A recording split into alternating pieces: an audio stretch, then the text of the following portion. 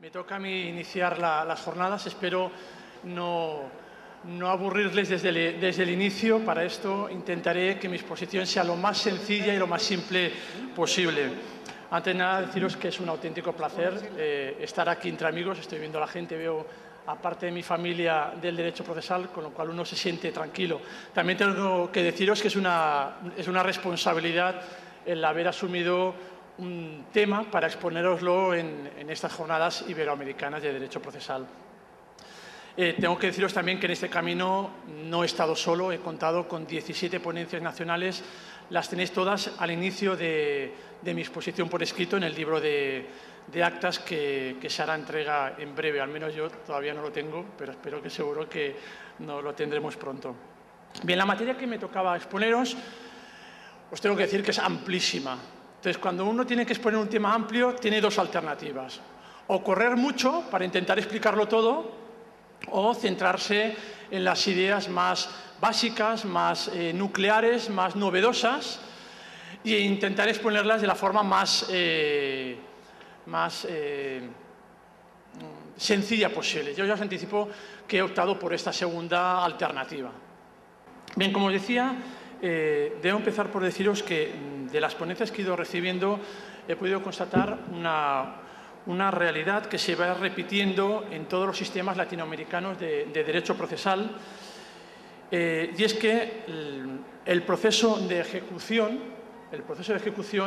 pues la verdad es que dura muchísimo en todos los sitios, y la verdad es que también no suele tener un nivel de eficacia, entendiendo por eficacia la recuperación del crédito por parte del acreedor.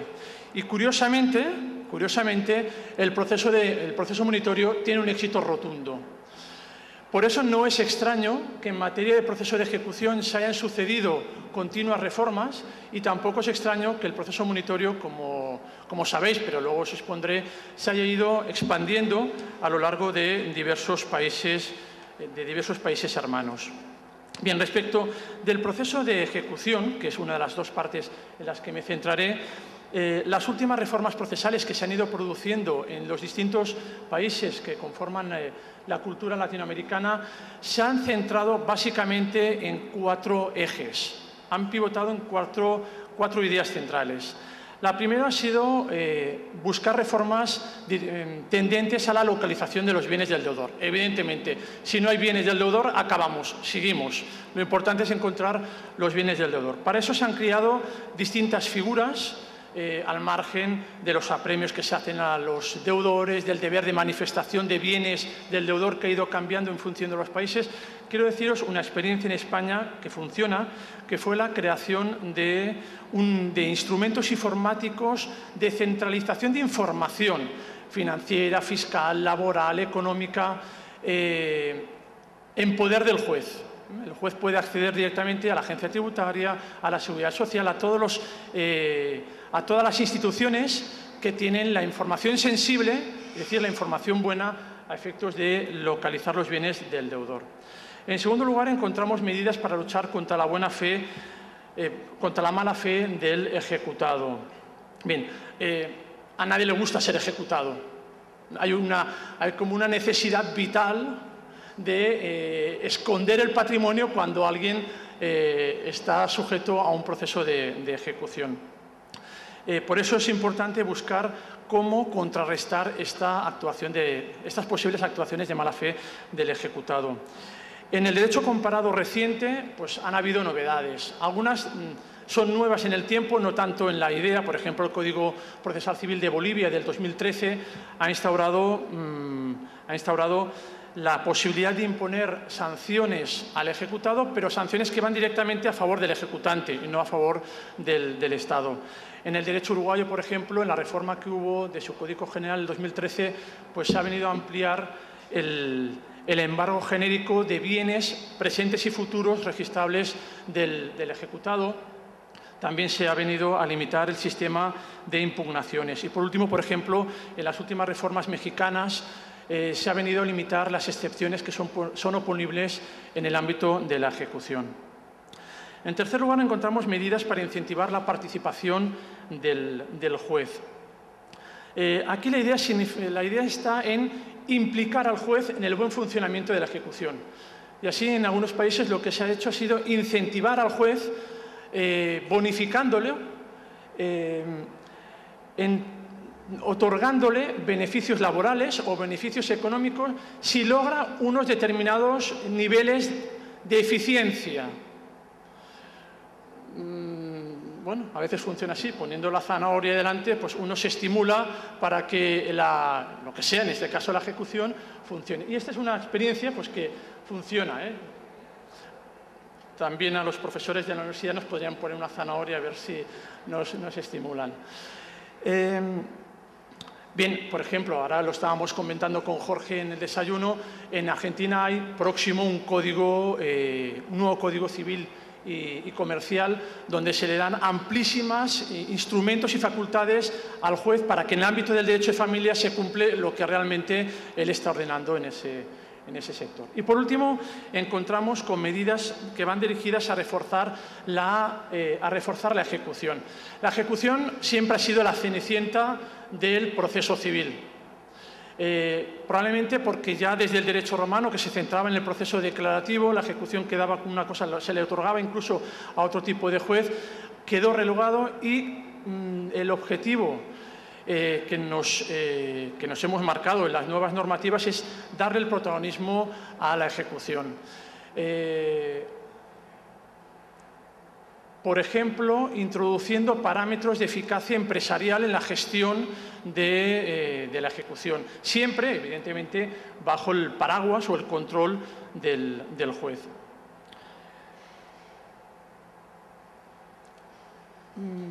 Bien, en conclusión de las reformas que se han ido produciendo y que las tenéis en la ponencia escrita, que evidentemente no puedo entrar a detallarlas aquí por razones de tiempo, las reformas que se han ido produciendo en materia de proceso de ejecución han ido siempre dirigidas a proteger los derechos del ejecutante, sin duda para luchar contra la mala fe del ejecutado. No obstante, tengo que deciros que hay un campo en el cual el microscopio se centra en el ejecutado a la hora de protegerlo, y es en materia de consumidores y usuarios. En este ámbito de tutela de los derechos de los consumidores y usuarios, probablemente porque nos movemos en épocas de crisis, especialmente en Europa, y no os digo nada en España, se ha querido proteger a la parte más débil en la contratación, y así, por ejemplo, en materia de ejecución hipotecaria, sin duda porque está en juego el derecho a una vivienda digna, ha habido una cascada enorme de reformas que han ido a proteger el derecho del ejecutado en cuanto a proteger su vivienda habitual. Hay una institución que consigue, ella sola consigue reunir estos 4 objetivos. Es una institución que está dando lugar a cierta polémica doctrinal y normativa. La tenéis aquí, es la ejecución provisional de las sentencias de primera instancia. Vamos a ver qué sucede con esta figura. Aquí nos encontramos, evidentemente, con un conflicto entre 2 garantías constitucionales, el derecho al recurso contra las sentencias de primera instancia y el derecho a la ejecución. Y entre medio de las dos garantías encontramos la figura de la ejecución provisional. En este caso nos encontramos, por un lado, el derecho al recurso, que tiene por objeto garantizar que toda sentencia de primera instancia va a poder ser revisada por el superior, y entra en conflicto con el derecho a la ejecución, que viene a garantizar precisamente que la sentencia que se ha dictado se va a ejecutar de forma rápida y expedita.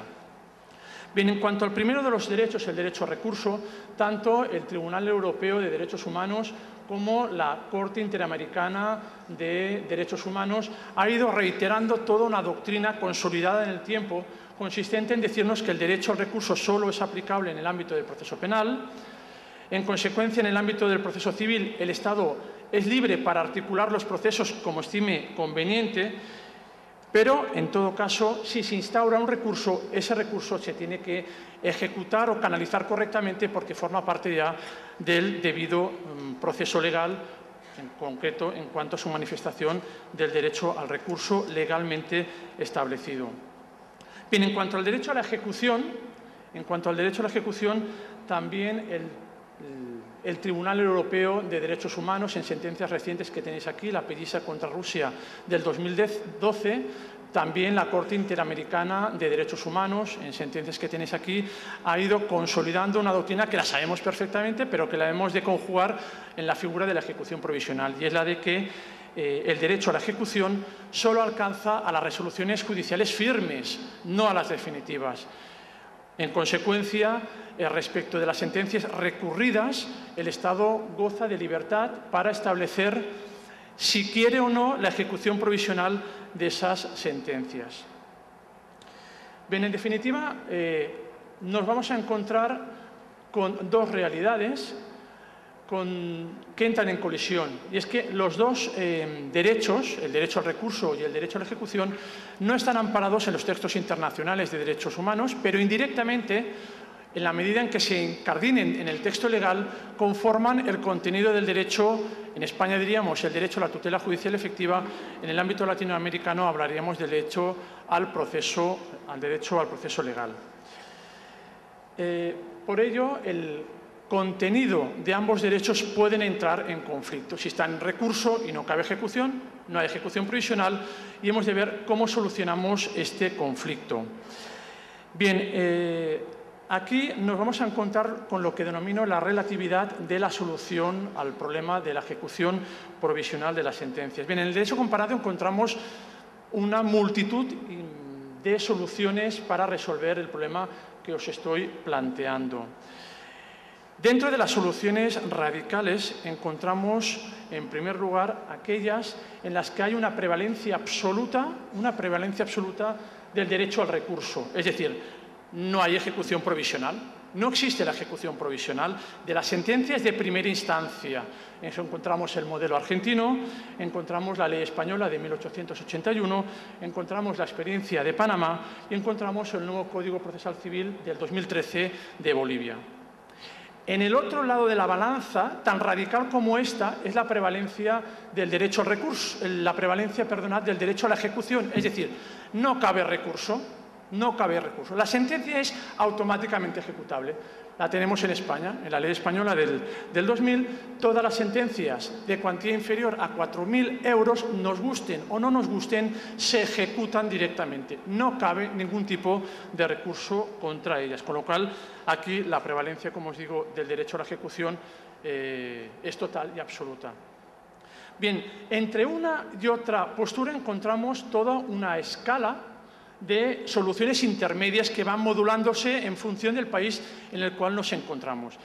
Unas muy restringidas, en las cuales se permite la ejecución provisional, pero con fianza del ejecutante, tiene que pagar, tiene que afianzar la cuantía de lo que quiere ejecutar, y siempre que acredite un periculum in mora, es decir, el peligro que el retraso en la tramitación del recurso de apelación le puede comportar respecto de su ejecución. Este es el modelo uruguayo antes de la reforma del 95. Encontramos una solución restringida, iremos de más estricta a más amplia, menos restringida en el sentido de exigir también fianza al ejecutante, pero sin requerirle que acredite un periculum in mora. Este es el modelo de la ley española a partir del año 84 y del modelo uruguayo con la reforma a partir de la reforma del año 95. Otra solución ya más amplia, más generosa de permitir la ejecución provisional es aquella en la que ya no se exige fianza al ejecutante, pero el ejecutado puede parar la ejecución. ¿Cómo? Prestándole la fianza. Este es el modelo que encontramos en la Civil Processordnung alemana o en el Codice di Procedura Civile italiano. Y por último, en este grado de intensidad de escalas, encontramos la muy amplia. La muy amplia es que se permite la ejecución provisional automática o pelegi sin ningún tipo de fianza, y encima el ejecutado no puede hacer nada. Puede paralizarla, pero en supuestos muy concretos. Este es el modelo que tenemos actualmente en España desde el año 2000, y es el modelo que ha asumido el nuevo Código General del Proceso de Colombia del 2012 y también el nuevo Código Procesal Civil de Honduras del 2007. Bueno, cuando uno ve esto, lo primero que se pregunta es, bueno, ¿cuál es la mejor solución? Dígame usted, ¿por dónde opto yo? Porque ya me estoy liando. Entonces, para resolver este interrogante, para resolver cuál es la mejor solución, teniendo en cuenta que hay códigos que están haciendo chup-chup, que se están haciendo, como por ejemplo en Chile, como por ejemplo en Brasil, o por ejemplo en diversas provincias de Argentina, que a lo mejor sí que tienen la necesidad de cuestionarse cuál es el mejor modelo de ejecución provisional. O dicho en otros términos, por cuál de los derechos a la ejecución o al recurso deberíamos optar.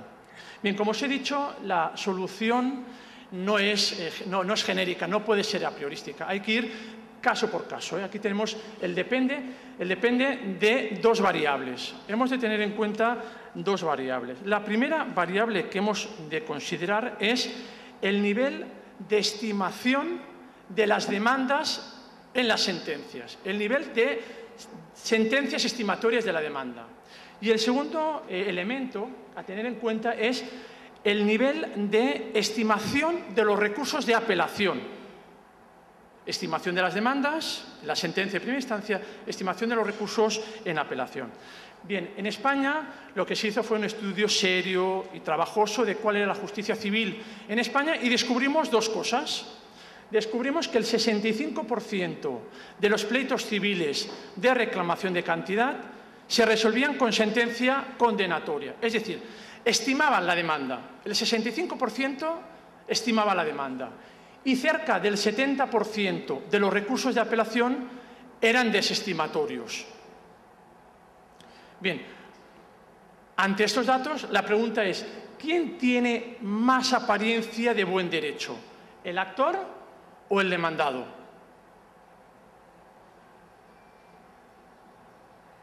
Evidentemente, el actor. Evidentemente, el actor. Si esto es así, ¿quién no debería soportar la duración del recurso? ¿El recurrente o el recurrido? Bueno, si el 70% de los recursos son desestimados, pues evidentemente lo debería soportar el recurrente. Bien, combinando estos datos, combinando ambos intereses, el del actor y el del recurrido, evidentemente debemos llegar a la conclusión de permitir la ejecución provisional de las sentencias condenatorias, es decir, las que van a favor del actor y que tienen por objeto recurrir en apelación y, en consecuencia, favorecer al recurrido. Bien, en conclusión, la opción con estos datos es clarísima. La ejecución provisional tiene por objeto proteger al actor recurrido, permitiéndole la ejecución provisional automática o ope legis, sin fianza y con una oposición muy limitada. Aquí hay un problema, como rápidamente podéis intuir, y es qué pasa con mi sentencia ejecutada cuando luego me dan la razón en apelación. Bueno, esto tiene solución teórica y práctica. Después, si queréis, la comentamos en el debate para no extenderme en este punto. Bien, rápidamente, como podéis intuir, la finalidad de la ejecución provisional es revalorizar la eficacia de la primera instancia, que la gente sepa que nos jugamos el dinero en la primera instancia, que se la tomen en serio.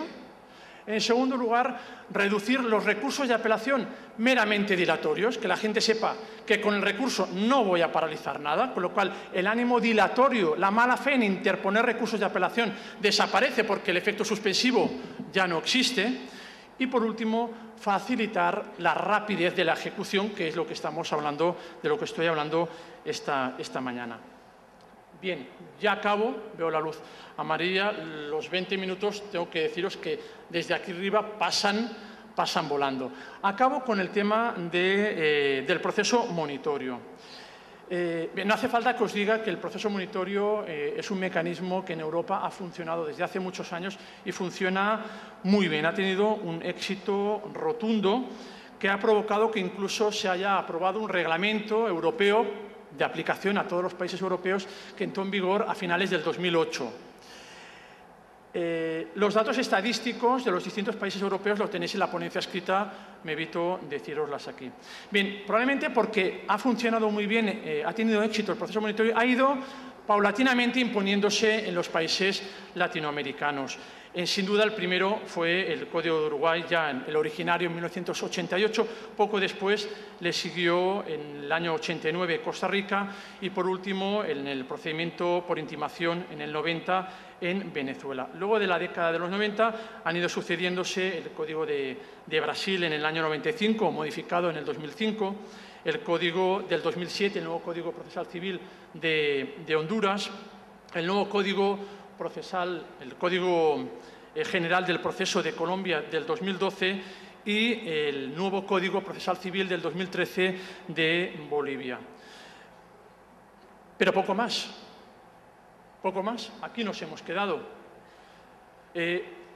Y nos hemos de hacer la pregunta, ¿por qué, siendo un procedimiento exitoso y conocido desde hace mucho tiempo, no existe todavía en importantes países latinoamericanos? Estoy pensando, por ejemplo, en Argentina, en Chile, en México, en Panamá.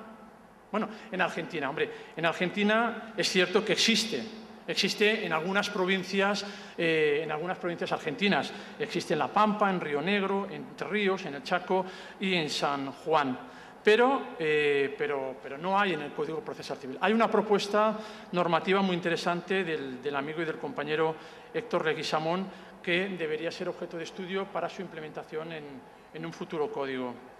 En Chile, pues en Chile se le está esperando. Por Chile el Código Procesal Civil va subiendo, bajando, no acaba de arrancar. Ahí está previsto, pero por los cambios de gobierno todavía no se ha aprobado. En México, el informe de Karina Gómez destaca